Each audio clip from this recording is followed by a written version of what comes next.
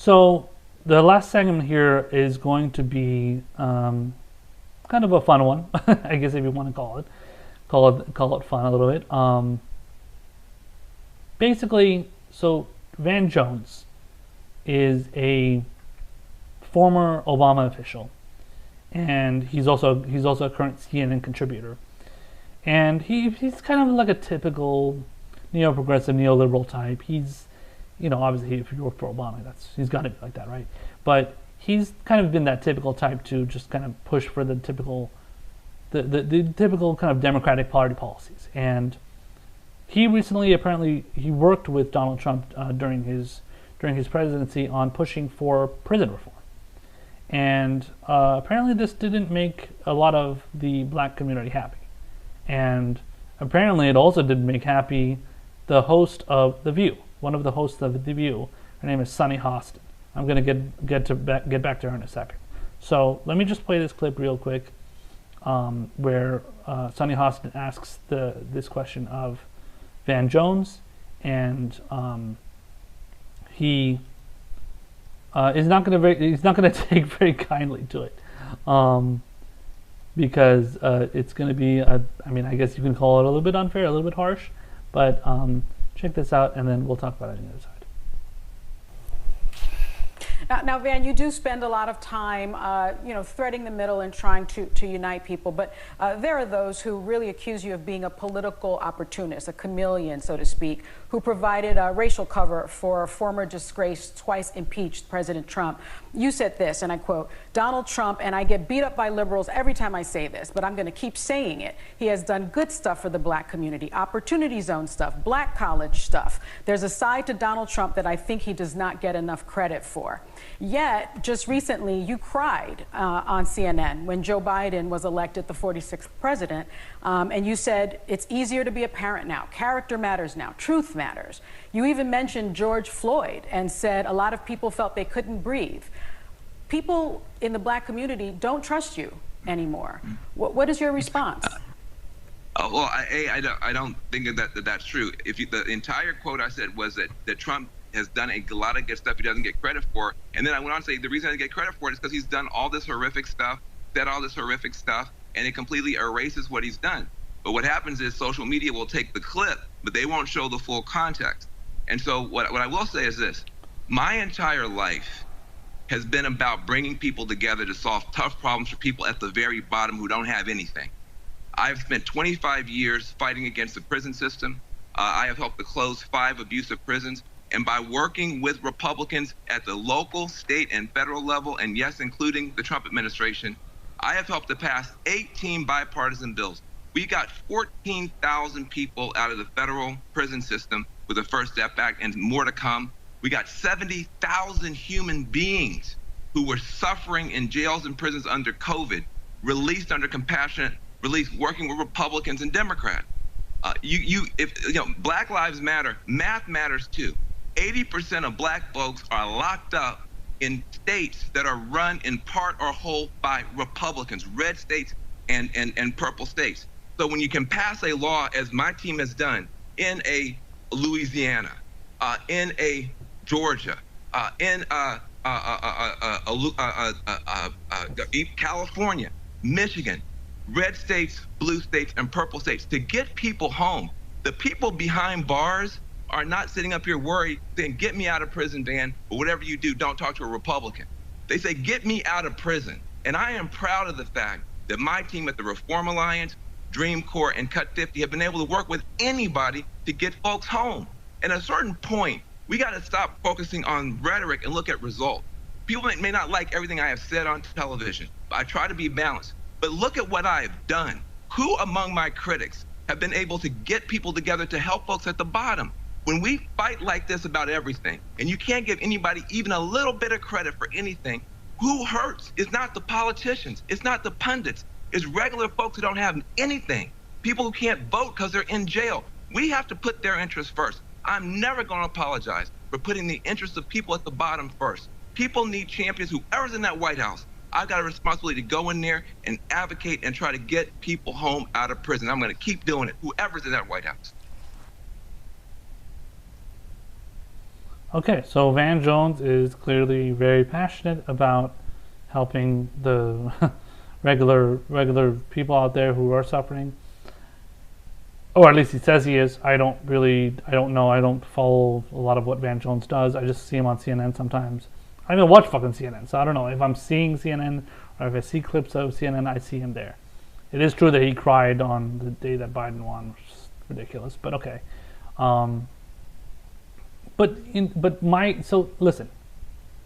That all those things that he laid out, that's great. I mean, he should point those things out. But the question from Sunny Hostin is so ridiculous, because what she's doing is she's trying to pretend as if she speaks on behalf of all black people.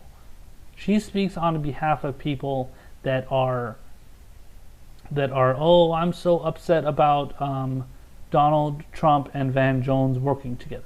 Okay, you could have an issue with that, but what is the issue that they're working on? Are they working on cutting taxes for the rich? Are they working on fucking over black people like Van Jones that are the same skin color as Van Jones, that came from the same difficult upbringings, which I'm assuming Van Jones did? That's one thing. But that's not what he's doing. He's going out there and pushing for things that help regular people, apparently, according to him. So Sunny Hostin pushing this policy, pushing this talking point as if like, oh my God, look how terrible Van Jones is. It's crazy, and it's fine. Maybe a lot of black people are unhappy about that. Maybe a lot of minorities are unhappy about what he's doing, but he's doing something good. Just look at the value of that specific policy of what he's doing. You can criticize him on that policy. Oh, okay, he's, maybe he shouldn't be working with Donald Trump, but he's working on this policy. Oh, okay, that's good. I see he's working on a good policy with him. See, this is the problem with neoliberals. This is the problem with the Democratic Party. This is the problem with, people that have this ideology. And by the way, this ideology, unfortunately, exists and it permeates through the left wing movement and people on the leftist movement. This idea that you cannot work with anybody that is not, I don't know. You can work with Democrats who are fucking fascists. You can work with, I don't know, sellouts in the Democratic Party that are perpetuating fascism and perpetuating white supremacy. But if you work with somebody that they call a fascist, or somebody that has pushed fascist policies, Joe Biden has, but a lot of people would be happy if Joe Biden was in favor of Medicare for all. They would all of a sudden be pro-Joe Biden, and that's perfectly fine. You want to be pro-Joe Biden for a certain policy, that's good. You want to be anti-Joe Biden for another policy, that's fine too. So you can switch your support and your support for Joe Biden based on the policies that he's pushing for. That's the whole point. That's the whole reason why policy is important. But what a lot of people want to do in the case of left-wingers is they want to say, no, Jimmy Dore had an interview with a Boogaloo Boy. He had an interview with a fascist militia right-wing. That's not even what the guy is or what the group is, but that's what they say they are. They say that about the Boogaloo Boys. And oh my God, you brought him on the show and you agreed with the guy because he wants to push for police reform. I guess the guy believed in defunding the police. He believes he supports Black Lives Matter. He supports getting rid of, I think, trade deals or something. He doesn't want to I think he believes in climate change and stuff, so he wants to help the environment. So yeah, just a bunch of left-wing policies that Jimmy Dore was able to see eye to eye on with this one guy, his name was Marcus. I've got his last name, Privata or something. But his name was Marcus, and he brought him on the show, and everybody freaked out at Jimmy Dore. How dare you agree with this guy on good policies? Because he, I don't know, he was involved in no, he wasn't involved in the Capitol insurrection, but they supported the Capitol insurrection, or they didn't, they killed Black Lives Matter protesters. Supposedly, I don't know what is the truth. You hear so many different things. It's so hard to tell who is saying with the truth about what. It's really, really hard to keep track of and keep up with. But anyway, that's apparently what they did. They did a bunch of terrible things that was actually that was against Black Lives Matter, but they're claiming that they support Black Lives Matter. I don't know, but anyway. There's a lot of these things. There's a lot of this, attitude that's going around in the left-wing movement, and it's also obviously going among liberals too. And the fact that there's people in the left-wing movement that want to agree with the stupid tactic of just hating anybody that agrees with some policies that you don't agree with. I'm sorry, disagrees with some policies that you support. But then there's also other things that you can agree with, so you can find common ground on. Is just ridiculous. So in this case of Van Jones, he found common ground on the issue of prison reform with Donald Trump and decided to work with him on it. What's wrong with that? I don't see a problem with that. I don't see any issue with that. Again, if Van Jones is going out there and pushing for anti-Black Lives Matter policies and anti, so racist policies, pro-fascist policies, pro-racist policies, that's one thing.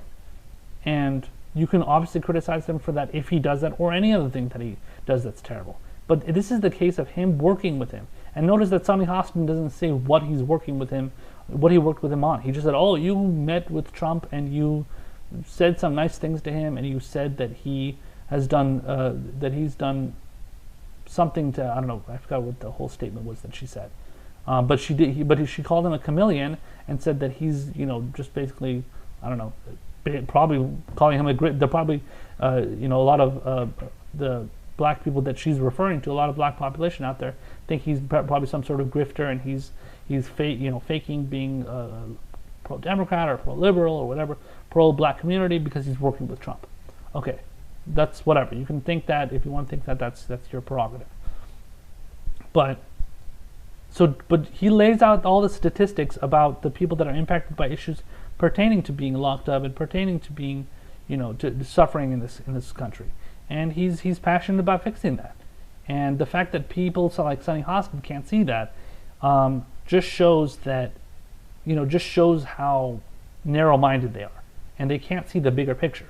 And notice how she has to throw in the twice impeached, disgraced former President Trump, blah, blah, blah. She clearly has it out for Donald Trump. I don't know why she's, like, what that even has to do with anything regarding Van Jones and Van Jones working with Donald Trump on something. So bringing that up just doesn't make any sense. But that's because Sonny Hostin wants to just get a little dig in there at Trump, which is fine. I'm not against getting a dig in at Trump. I can do a dig in at Trump on many things too. But the point is that she has a particular agenda to do that, and also not understand the idea of finding common ground with somebody, even if you do agree with them on a lot of things. But the larger issue that I have is the fact that Sonny Hostin and The View, by the way, the show The View, I mean, it used to be decent a long time ago, fucking Stone Ages. It used to be okay. But in recent memory, The View has turned out to be one of the worst shows, talk shows, entertainment shows, whatever the fuck you want to call it.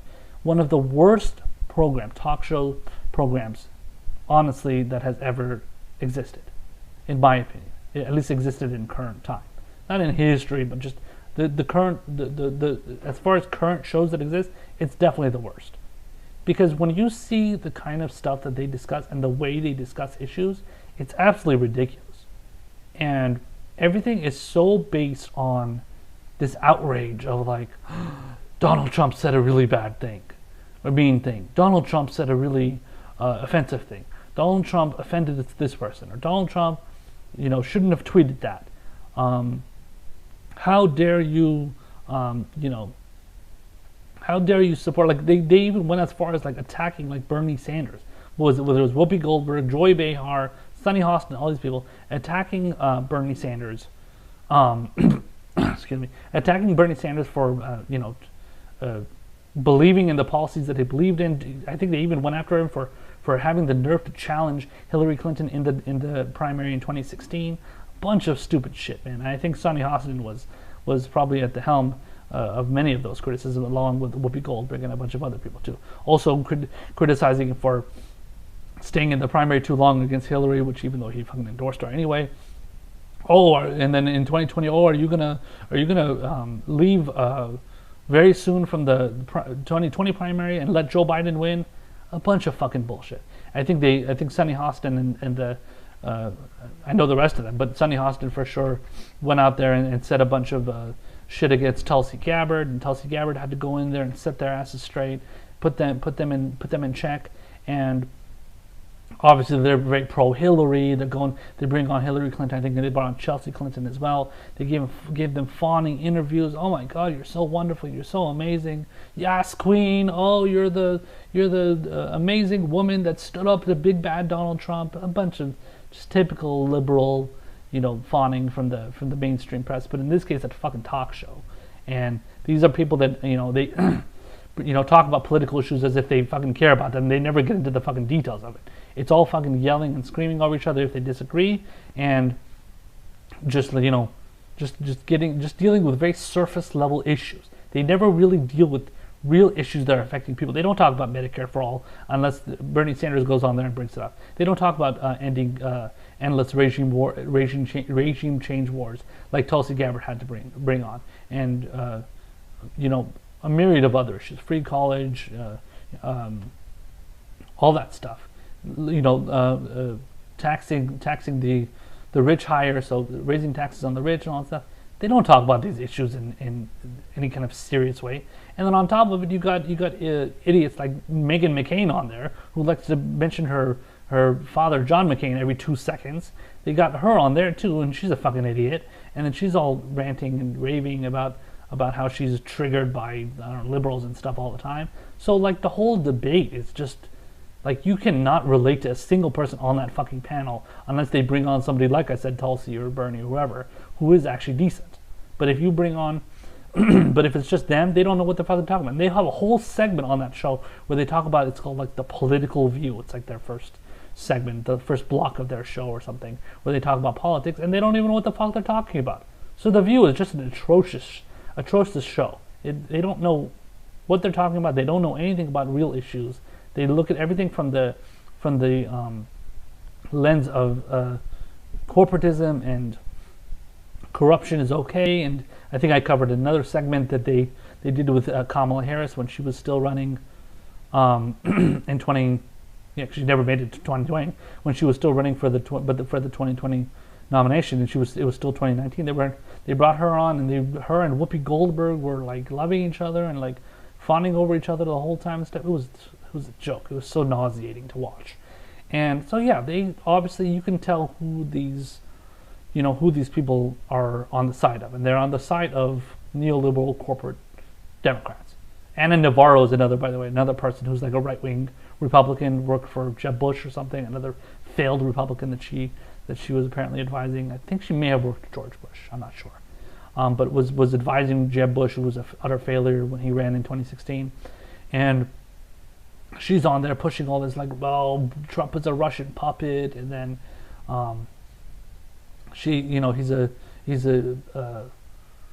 says a lot of mean things, and then this and that, and then but then on top it says socialism is bad, and then attacking Bernie Sanders and stuff.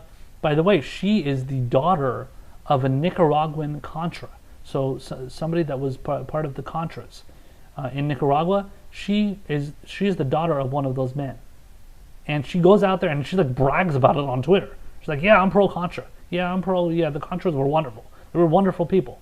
The Nicaraguan government is terrible, and I was, the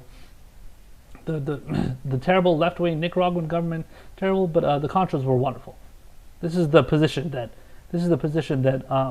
that Anna Navarro takes, and then everybody thinks she's like this wonderful, I don't know, feminist hero or something because she's a woman and she says things that are anti-Trump and makes everybody feel good. It's all about the optics. It's all about how these people look. It has nothing to do with what they actually say that is terrible. If they say something that's terrible, actual people like myself or you or the people that are watching this show, and the people that I'm cool with on Twitter, these people are the ones that see through the bullshit of what The View pushes, Anna Navarro, Meghan McCain, Sunny Hostin, Whoopi Goldberg, all these, Joy Behar, all these fucking celebrities. We see through their bullshit. We see what they're pushing is not right, and it's not anything that anybody should be in favor of. And they're just stuck in their own little bubble, and they think everything they do is right, and everything they do is virtuous, and everything they do is moral. And in reality, it's just like a bunch of shit that nobody can stand unless you're completely clueless on political issues.